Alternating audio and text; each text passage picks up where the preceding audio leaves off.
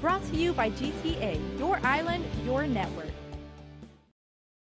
It was the first bill Guam delegate Michael San Nicolas introduced in Congress, and he was back at the Guam Congress Hall to testify in favor of a resolution supporting his SSI bill.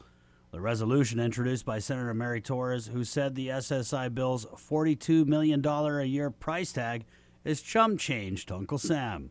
While that is substantial in our eyes, I suppose in the federal government's eyes that really isn't, could be deemed a drop in the bucket. The SSI bill was referred to the Social Security Subcommittee at the end of January. Now, the measure asks the feds to foot the bill to the tune of $42 million a year for the 6,300 Guam residents eligible for SSI, a welfare program for those who are blind, disabled, or aged 65 or older. Is this proposal budget neutral? Well, I think you know the answer to that. Of course, it's not. The federal government would need to increase the cost allocated for supplemental security income program, and that's the whole reason why I think over these past decades the attempts to move this issue forward has failed, because it was combined of all the other territories. San Nicolas making the point that H.R. 208 is a standalone measure seeking SSI benefits just for Guam. Lee pressing the funding issue, since the congressional pay-go rule calls for an offset for bills that increase spending. To help us allay the concern that this measure may face some serious hurdles, could you identify a funding offset?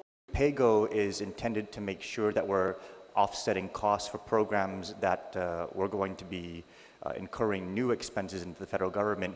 But the argument needs to be made that the lack of supplemental security income to the territories is not a pay-go budget item.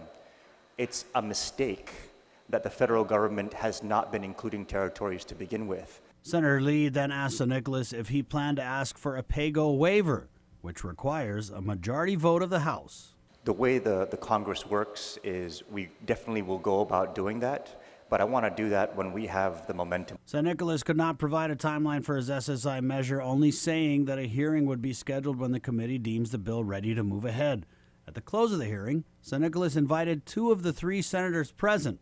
Senator Lee, noticeably not invited to the nation's capital to get FaceTime with Nancy Pelosi. Thank you very much, Senator Torres and Senator Shelton, for supporting the work that we're doing. I wanted to just officially on the record also extend an invitation to both of your offices. I would like to coordinate a presentation of your resolutions with the Speaker. For Guam's News Network, Chris Barnett reports. Brought to you by GTA, your island, your network.